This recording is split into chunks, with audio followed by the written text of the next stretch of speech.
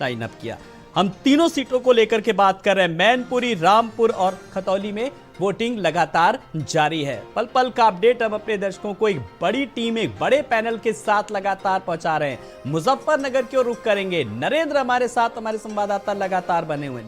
नरेंद्र, तमाम सारे सवाल एक तरफ, आरोप प्रत्यारोप एक तरफ, प्रतिक्रियाएं एक तरफ, लेकिन निष्पक्ष और पारदर्शी तरीके से चुनाव संपन्न कराए जाएं, ये एक प्राथमिकता होनी चाहिए और यही अभिव्यक्ति की आजादी है और यही सच्चे लोकतंत्र की परिपाटी भी यही है। क्यों नरेंद्र? बिल्कुल आलोक, इसी तरह की जो कोड ऑफ कंडक्ट है निर्वाचन आयोग का, वो यही कहता है कि जो मशीनरी इस पूरे प्रक्रिया में इन्वॉल्व है उसको तटस्थ रहना चाहिए, निष्पक्ष रहना चाहिए और वो जो काम कर रही है उसको पारदर्शी रहना चाहिए। लेकिन ये पहली बार ऐसा देख रहे हैं कि जितनी शिकवा शिकायतों का दौर सुबह से चल रहा है दोनों पक्षों की ओर से, तो वो कहीं ना कहीं सवाल जरूर खड़े करता है कि जो लोग इस पूरी प्रक्रिया में लगे हैं उनकी मानसिकता जो है वो अच्छी नहीं है, खास करके उन वोटरों को लेके जो अपने लोकतांत्रिक अधिकार का इस्तेमाल करने के लिए पोलिंग बूथ तक जाता है। बावजूद इसके जो वोटर है वो अच्छी तादाद में निकल रहा है।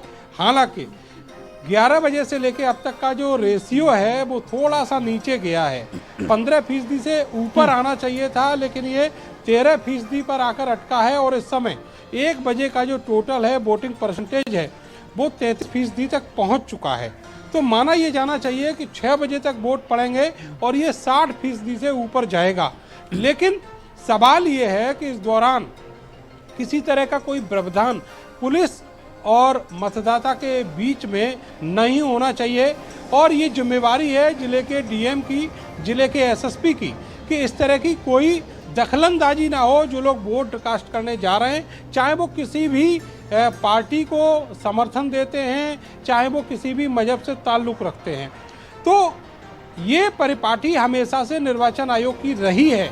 लेकिन मैं खुद के अनुभव, पिछले 17-18 साल के अनुभव में पहली बार ऐसा देख रहा हूँ जहाँ पर चाहे वो पैरामिलिट्री के जवान हो, चाहे वो पुलिस के जवान हो, पीएससी के जवान हो, चाहे वो मजिस्ट्रेट हो, वो कहीं ना कहीं जो वोटर है उसके ऊपर एक प्रतिबंध सा लगाता हुआ दिखते हैं।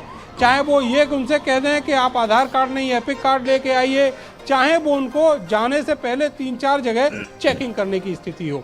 पुलिस को अमूमन पोलिंग बूथ से बाहर रखा जाता है, लेकिन यहाँ खतौली में ऐसे बहुत सारे पोलिंग बूथ हैं जहाँ पर पुलिस उस चारदीवारी के अंदर की तरफ है। तो वो कहीं ना कहीं जो वोटर है उसके लिए एक परेशानी खड़े कर रहे हैं। मानसिक दबाव बनाने की जो स्थिति होती है, ऐसी स्थिति यहाँ पर देखी जा रही है।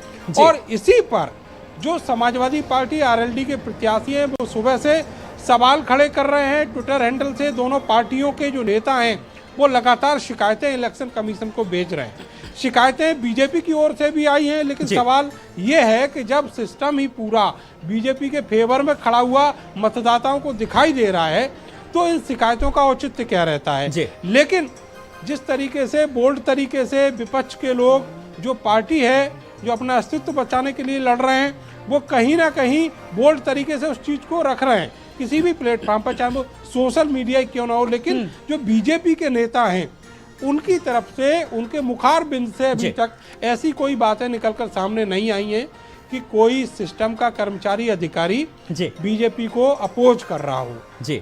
कुल मिलाकर ये है कि इस पूरे भूमिका में जो निर्वाचन आयोग है वो देखना चाहिए कि चुनाव की जो पारदर्शिता है वो बनी रहे, जो वोटर है वो बड़ा स्मूथली बिल्कुल अपना वोट कास्ट करने जाए, चाहे वो किसी भी उम्र का हो, किसी भी जात और मजहब का हो, आज का दिन किस तरीके से नरेंद्र वोटर ये बहुत बड़ी भूमिका एक चुनाव आयोग की होनी चाहिए। अहम भूमिका है क्योंकि नेता अपना काम कर चुके हैं, प्रत्याशी अपना काम कर चुके हैं। नरेंद्र, आज सुबह से मैं सोच रहा था कि नरेंद्र से एक सवाल करूंगा। नरेंद्र, आपने भी बताया 17-18 साल से ज्यादा का आपको अनुभव हो चुका है, आपने तमाम इंटरव्यू लिए होंगे, सुपर एक्सक्लूसिव इंटरव्यू लिए होंगे, लेकिन सुबह मैं जब देख रहा था आप एक चाचा से इंटरव्यू ले रहे थे, आपने उनके मुद्दों को लेकर के सवाल पूछा, लेकिन उन्होंने किसी भी सवाल का बड़ा डिप्लोमेटिक ढंग से उन्होंने जवाब दे दिया। इस पर मैं जरा आपकी टिप्पणी चाहूंगा, खास करके वोटर को लेकर के जो सवाल है। देखिए, वोटर के लिए आज जो सबसे बड़ी दिक्कत है वो है सर्वाइवल की। वो ये चाहता है कि सरकार ऐसी हो जो उसका जो सर्वाइवल है उसको आसान बनाए, चाहे वो बेरोजगारी की समस्या को लेकर हो, चाहे वो महंगाई को लेकर हो, और ख़ास करके जो व्यापारी वर्ग है वो कहीं ना कहीं अपने आप को इस तकलीफ में पा रहा है कि जितने विकल्प उसके पास आज से 5-6 साल पहले थे वो आज नहीं है। वो विकल्प लगातार घट रहे हैं और इसी वजह से अब व्यापारी व्यापार नहीं करना चाहता। सरकारी नौकरियों की स्थिति पूरी दुनिया देख रही है कि उत्तर प्रदेश और हिंदुस्तान में क्या है। इसके अलावा वो जो विद्यार्थी हैं उनका सिलेबस जो है वो हर साल चेंज हो रहा है, नई नई नीतियाँ आ रही हैं, तो अभी जो विद्यार्थी है वही तय नहीं कर पा रहा है कि उसको किस ओर जाना है। तो ये जो अनिश्चितता का दौर है ये खत्म होना चाहिए और इसीलिए अब ये वोटर चाहता है कि सरकार कोई भी हो लेकिन ऐसे कदम उठाए जिससे जो लोग हैं, यहाँ के रहने वाले लोग हैं, यहाँ के बाशिंदे हैं, वो अच्छा फील करें और सरकार के ऊपर जो यकीन की स्थिति है उसमें कुछ और पॉइंट्स जो हैं वो ऐड हों। तो ऐसी व्यवस्था, ऐसा एक सरकार, ऐसा एक सिस्टम जो बाशिंदे हैं वो चाहते हैं। और खास करके जो सुरक्षा का इशू है वो ये कहा जाता है कि अब जो सरकार बनी है कि उसमें सुरक्षा का जो पॉइंट है वो कहीं ना कहीं पहले से बेहतर हुआ है, निश्चित तौर पर ये कह सकते हैं। और इसमें जो हमारी सूचना प्रौद्योगिकी है उसने एक बहुत बड़ी भूमिका निभाई है। पुलिस के बहुत सारे काम जो हैं वो आसान किए हैं, पुलिस का नेटवर्क जो है वो जन जन तक पहुंचाया है। बिल्कुल, जिसे हम इंफॉर्मेशन टेक्नोलॉजी कहते हैं, जिसका उपयोग किस तरीके से आम आदमी कर रहा है, प्रसार बढ़ रहा है। नरेंद्र, मैं आपके पास आऊंगा, ओमपाल के पास चलेंगे एक बार फिर। ओमपाल, आजम खान का दर्द आजम सुन रहे थे, आप सुबह बता रहे थे, और वो उनके जो मजबूरियां थी वो साफ तौर पर उनके बयानों से समझा जा सकता है, जब वो कह रहे थे कि वोट डाल तो नहीं सकता लेकिन वोट मांग तो सकता हूं। ओमपाल, देखिए, उनके मांगने पर अब कितना वोट मिलेगा, क्योंकि एक वो वक्त था जब वो सत्ता में होते थे, उनका एक अपना रसूख होता था, लेकिन आज ना सत्ता है और ना उनका रसूख है। तमाम सारी चीजें हैं, परिवर्तन तो होता ही रहता है। जो कल राजा थे वो आज राजा नहीं है, जो कल विधायक थे वो आज विधायक नहीं है, जो कल एमपी नहीं थे वो आज एमपी नहीं है, और जो आज जो हैं वो कल नहीं होंगे। तमाम सारी चीजों को लेकर आजम खान जानते ही हैं कि सत्ता और सियासत में ये सब होता रहता है, लेकिन वो अपनी कोशिश कर रहे हैं और उन्होंने इतनी कोशिश कर दी कि उन पर कई मुकदमे दर्ज हो गए। उनके बयानों को लेकर कल भी तमाम सारी चीजें सुनने को मिली, पुलिस से झड़पें हुई, हालांकि पुलिस ने देर रात तक पूरे प्रकरण को निपटा दिया और सुबह से लेकर अब तक लोग भी अपने अपने घरों से अपने मत का प्रयोग करने के लिए पोलिंग स्टेशन तक पहुंच रहे हैं, अपने मत का प्रयोग कर रहे हैं। हाँ, जगह जगह से ऐसी शिकायतें समाजवादी पार्टी के प्रत्याशियों की तरफ से, उनके नेताओं की तरफ से, उनके वोटरों की तरफ से जरूर आ रही है कि पुलिस हमें प्रताड़ित कर रही है, लेकिन जगह जगह हम भी जाकर के देख रहे हैं, जहां जो चीजें मिल रही हैं उसे दिखा भी रहे हैं, बता भी रही हैं। और पुलिस के अफसरों से भी हम अपील करते हैं कि जिनको वोट डालना है उन्हें जाने दें, क्योंकि किसी की पर्ची चेक करना है या किसी का कुछ और चेक करना है तो ये पुलिस का काम नहीं है। पुलिस का काम है लाइन ऑर्डर मेंटेन करने का। कोई लड़ रहा है, कोई झगड़ रहा है, कोई किसी के साथ कोई गलत व्यवहार कर रहा है तो उस पर पुलिस एक्शन ले सकती है, लेकिन अगर कोई अपने मत का प्रयोग करने के लिए जा रहा है, कोई महिला जा रही, युवक जा रहा है, युवती जा रही है, तो मेरी यही अपील है कि कम से कम रामपुर में मतदान इस तरह से होना चाहिए ताकि पूरे प्रदेश में, क्योंकि आजम खान की वजह से, सत्ता की वजह से यहाँ पर यही आरोप लगता है कि पुलिस के डर, खौफ और पुलिस के डंडे की वजह से, फ्लैग मार्च की वजह से मतदान प्रतिशत यहाँ का कम रहता है। तो इस बार जब डर खौफ नहीं होगा तो लोग अपने अपने घरों से निकलकर ज्यादा से ज्यादा प्रतिशत करेंगे और जो रिजल्ट है वो भी अच्छा आएगा, क्योंकि ज्यादा से ज्यादा जब प्रतिशत में वोटिंग होगी तब उसके जो नतीजे होते हैं वो बहुत अच्छे वाले होते हैं। और उन्हीं सब चीजों को लेकर जो चीजें मिल रही हैं हमें, हम अपने दर्शकों को बता रहे हैं, दिखा रहे हैं और तमाम सारी चीजों को लेकर प्रशासन से अपील भी कर रहे हैं कि आप बेवजह किसी को परेशान ना करें। जिसकी वाजिब परेशानी है तत्काल कार्रवाई करिए, क्योंकि कल पुलिस अधीक्षक अशोक कुमार शुक्ला, रामपुर जिलाधिकारी रविंद्र सिंह मांदड़ ने भी यही कहा था कि हमारी तमाम सारी जो टीमें हैं वो लगातार काम कर रही है, सेक्टर मजिस्ट्रेट अपना काम कर रहे हैं, ऑब्जर्वर खुद पूरी निगरानी कर रहे हैं। तो उसके बाद समाजवादी पार्टी की तरफ से जो चीजें आ रही है, हम भी उनसे कहते हैं कि आप वीडियोस भेजिए, आप सबूत भेजिए, क्योंकि चप्पे चप्पे पर तो कोई कैमरा नहीं लगाए, लेकिन आपके लोग लगे, आपके वोटर हैं, आपके सपोर्टर हैं। अगर उनके साथ कोई दिक्कत है तो उसको भेजिए, ताकि हम अपने दर्शकों को और देश और दुनिया को बता सके, दिखा सकें कि आजम खान के शहर में अगर आरोप लगते हैं तो प्रमाण के साथ लगते हैं। आजम खान के शहर में अगर कोई शिकायत होती है तो उसका कोई सबूत होता है, क्योंकि तमाम सारी चीजों को लेकर हम भी चाहते हैं कि सच्चाई देश और दुनिया के सामने आनी चाहिए, ताकि अधिकारियों को भी पता लगे कि हमने जो खाका बिल्कुल अधिकारियों तक वो चीजें, वो वीडियोस कम से कम सामने आए। लेकिन आजम खान का कहना है लाठी डंडा खाएंगे और असीम राजा को जिताएंगे। लेकिन जब जिताने की बात की जा रही है, इस तरीके से बयानबाजी आ रही है, तो एक तरफ सरकारी मशीनरी का दुरुपयोग का भी आरोप लग रहा है, दूसरी तरफ आजम खान ने कहा है कि हम बाकी लाठी डंडा तो खा चुके, बस अब जिताने का काम वो जनता को करना है।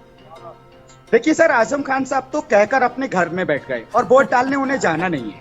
तो आप सोचिए, जो डंडे खाता है, कोई भी मताधिकारी है, वो डंडे खाने के लिए घर से नहीं निकलता है, वो किसी से लड़ने के लिए नहीं निकलता है, उसे अपने मत का प्रयोग करना होता है। और जब जिसके डंडे पड़ जाते हैं या जो किसी कार्रवाई में फंस जाता है, वो खुद तो जाता ही नहीं है वोट डालने के लिए, औरों से भी कहता है कि भैया आप भी मत जाना। लेकिन हम कहते हैं कि आपको अपने मत का प्रयोग करना चाहिए। कोई आपके साथ बदसलूकी करे तो कम से कम पोलिंग स्टेशन के अंदर तो मोबाइल बैन है, लेकिन घर से निकलकर रास्ते में एक दो अपने साथियों को तो ले जाएं, ताकि अगर आपके किसी एक साथी के साथ कोई गड़बड़ हो रहा है, कोई बदमाशी या कोई गुंडाई हो रही है, तो कम से कम उसका दूसरा साथी दूर से एक वीडियो बना ले। और बिल्कुल ओमपाल, यही बात हम भी कह रहे हैं, लगातार अपील कर रहे हैं कि उपचुनाव का जो महामुकाबला जारी है, आपके क्षेत्र में अगर आज वोटिंग हो रही है तो आप वोट जरूर कीजिए, क्योंकि एक वोट करता है कई बुराइयों पर चोट, इसलिए वोट जरूर कीजिए। नरेंद्र के पास रुख करेंगे। नरेंद्र, एक वोट कई बुराइयों पर करता है चोट, किस तरीके से अब लोगों में तेजी आ रही, लोग पहुंच रहे हैं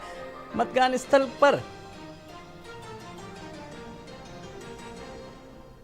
लोग पहुंच रहे हैं आलोक, और लोगों को पहुंचना भी चाहिए। लोकतंत्र का कोई भी चुनाव हो वो एक उत्सव की तरह है, और अगर जो लोग इस चुनाव में हिस्सा नहीं लेते वो कहीं ना कहीं लोकतंत्र को कमज़ोर कर रहे हैं। लोकतंत्र की खूबसूरती ही यही है कि इसको जितना ज़्यादा मजबूत बनाया जाए उतना ज़्यादा ये नागरिकों के लिए बेहतर काम करता है, चाहे वो परिस्थिति कोई भी हो। तो ये जिम्मेवारी हर नागरिक की है कि अगर उसका वोट कहीं है, अगर वो खतौली विधानसभा में उसका वोट है, तो आज के दिन उसको अपने घर से निकलकर वोट जरूर कास्ट करना चाहिए। अगर वोट कास्ट नहीं होगा तो वो ना तो सिस्टम को समझ पाएगा, ना वो निर्वाचन आयोग की ताकत को समझ पाएगा, और ना ही अपने वोट की ताकत को समझ पाएगा जो सबसे ऊपर है। तो ये बात अलग है कि आप किसको वोट करते हैं, किसको नहीं करते हैं, वो पार्टी पॉलिटिक्स की बात बिल्कुल अलहदा है। लेकिन ये जिम्मेवारी हर नागरिक की है कि उसको वोट करना चाहिए। उसके वोट से उसकी आने वाली संततियां भी मजबूत होंगी और वो खुद भी मजबूत होगा। एक अच्छा जो जनप्रतिनिधि है वो इस लोकतंत्र की व्यवस्था को दे सकता है। बिल्कुल, इस व्यवस्था को बनाए रखना है, जीवंत रखना है, सबसे बड़ी बात यह है। और इसमें हम मीडिया लोग वाले भी, हम लोग सबकी एक जिम्मेदारी, क्योंकि लोकतंत्र के चौथे स्तंभ सबसे ज्यादा जिम्मेदारी निभानी है। कार्यपालिका, विधायिका, न्यायपालिका, इन सबके बीच मीडिया हमें अपनी जिम्मेदारी का भी निर्वहन पूरी तरीके से करना है। नरेंद्र, मैं आपके पास आऊंगा फिर से अपडेट लेने के लिए, लेकिन इस बीच अपने दर्शकों को बता दें, लगातार उपचुनाव के लिए वोटिंग जारी है, जंग जारी है, तमाम सारी प्रतिक्रियाएं आ रही है। उस बीच डिप्टी सीएम ब्रजेश पाठक का क्या कुछ कहना है, खास बातचीत की हमारे संवाददाता संजय चौहान ने। यूपी की 3 सीटों पर उपचुनाव चल रहे हैं और इन तीनों सीटों पर बात करने के लिए हमारे साथ डिप्टी सीएम साहब मौजूद हैं। सर, आज 3 सीटों पर उपचुनाव है, किस तरीके से? तीनों जगह मैंने बात किया है अपने पार्टी वर्कर्स से। भारतीय जनता पार्टी प्रचंड बहुमत से जीत रही है और वर्करों में बहुत उत्साह है। आम जनता में भारतीय जनता पार्टी के प्रति उत्साह है। लोग घरों से निकल करके मैदान स्थल तक कमल का बटन दबाने के लिए जा रहे हैं। लगातार आरोप लगा रहा है, कल धरने पर रामपुर में बैठे थे, यहाँ पर ये उनकी हार की बौखलाहट है और हर बार जब वो हारते हैं तो इसी प्रकार का नाटक करने का काम करते हैं। कई प्रकार के आरोप लग रहे हैं कि उनके कार्यकर्ताओं को एजेंट नहीं बनने दिया जा रहा है। ये गलत है। भारतीय जनता पार्टी शुचिता के साथ, निष्पक्षता के साथ कानून का पालन करती है। सदन भी आज चलने वाला है, किस तरीके से सदन को चलाएं? अभी सदन में जाने अनुपूरक मांगों पर चर्चा होगी और बजट पास होगा। प्रदेश की जनता के हित में हम लोग काम करेंगे। सवाल की सपा के विधायक जो है आवाज उठा रहे हैं कि नेताजी के नाम पर पाठ्यक्रम, प्रपोजल लाने दीजिए। पाठ्यक्रम में क्या है हम देखें, फिर बताएगा बात करने के लिए। तो इससे डिप्टी सीएम ब्रजेश पाठक जी के साफ तौर पर कह रहे हैं प्रपोजल आने दें, और आज सदन है और सदन को सुचारू रूप से चलाएंगे। कैमरा पर्सन आशीष यादव के साथ संजय चौहान, भारत समाचार, लखनऊ। तो सदन को सुचारू रूप से चलाने के लिए सरकार ने अपनी प्रतिबद्धता पूरी तरीके से जाहिर की, जैसा कि डिप्टी सीएम ब्रजेश पाठक ने साफ तौर पर कहा। इस बीच केशव प्रसाद मौर्य से भी हमारे संवाददाता संजय ने बात की, सुनवाना चाहेंगे। यूपी में 3 सीटों में उपचुनाव है और ऐसे में उपचुनाव पर चर्चा करने के लिए हमारे साथ डिप्टी सीएम केशव जी मौर्य मौजूद है। सर, मैनपुरी खास करके पूरा परिवार आरोप। देखिए, जिनके पास धनबल बाहुबल रहता है वह इसी आधार पे चुनाव लड़ते और जीतते भी रहे हैं। पहली बार उनको लग रहा है कि वहाँ की जनता पूरी तरह से सैफई परिवार का तख्ता पलट करने जा रही है और लोग अपनी इच्छा से लोग वोट देने के लिए निकल भी रहे हैं और शायद वोट जो दे पा रहे होंगे दे पा रहे हैं। अभी उनके गुंडे सब समाप्त नहीं हो गए, गुंडे तो धमका रहे हैं लोगों को। कई गंभीर शिकायतें आई हैं और चुनाव आयोग से हम लोग कार्रवाई करने का अनुरोध भी कर चुके हैं, क्योंकि भारतीय जनता पार्टी का यह चरित्र ही नहीं है कि हम बूथ कब्जा करें, हम किसी को धमकाएं और किसी को प्रलोभन दें। ना हमारे पास बाहुबली लोग हैं, हमारे पास जनता का बल है और हमारे जनता के बल के आधार पर लोगों का जो समर्थन बढ़ा है, मिल रहा है, वो चाहे मैनपुरी लोकसभा हो, चाहे वह रामपुर विधानसभा हो, चाहे खतौली विधानसभा हो, यह तीनों सीटों के अंदर मैं यह मानता हूं कि आज की तिथि में अगर बूथ कब्जा करने की वो कोशिश कर रहे हैं या पैसा देकर के वोट खरीदने की कोशिश कर रहे हैं तो वह तो चुनाव आयोग से हम लोग अनुरोध कर चुके हैं। अन्यथा चुनाव तो तीनों सीटों पे सपा और सपा गठबंधन हार चुके। कैमरा आशीष यादव के साथ संजय चौहान, भारत समाचार, लखनऊ। तो एक बार फिर रुख करेंगे अपने संवाददाता नरेंद्र के पास, जरा मुजफ्फरनगर की किस तरीके से सीटों को लेकर के। एक बार फिर नरेंद्र, मैं आपके पास आ रहा हूं। इस पूरी कवायद के बीच अगर हम राजनीतिक मंथन करें, अगर सीटों को लेकर के, अगर वोटों को लेकर के, तो बीएसपी ने जिस तरीके से अपना प्रत्याशी नहीं खड़ा किया और इसका सीधा सीधा फायदा कहीं ना कहीं आरएलडी को मिलेगा, इस बात से नकारा नहीं जा सकता।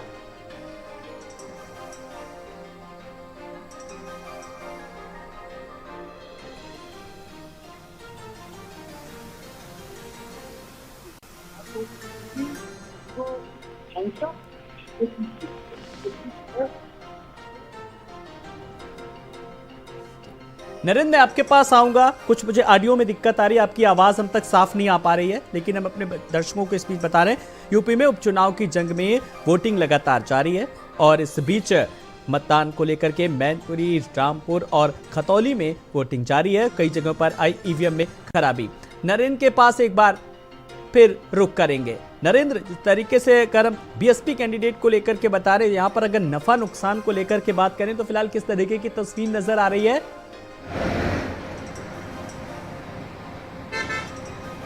देखिए, बीएसपी उत्तर प्रदेश में एक मजबूत पार्टी मानी जाती है जिसके पास एक अपना मजबूत वोट बैंक है, लेकिन पिछले कुछ चुनावों से वो वोट बैंक तितर बितर हुआ है और उसमें दूसरी पार्टियां सेंध लगाने की कोशिश कर रही हैं। वो कोशिश इस उपचुनाव में भी जारी है, चाहे मैनपुरी की बात हो, खतौली की बात हो या फिर रामपुर की।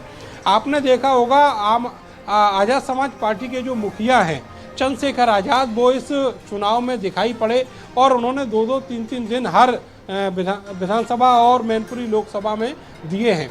चुनाव प्रचार किया है, चाहे वो अखिलेश यादव हो, चाहे आजम खां हो, उनके कंधे से कंधा मिलाकर, और जयंत चौधरी के साथ वो यहाँ खतौली में भी दिखे थे 2 दिन तक। तो एक एक्टिविटी उनकी पिछले लंबे समय तक शांत रहने के बाद इस चुनाव में दिखाई दी है और वो एक गठबंधन की भूमिका में है।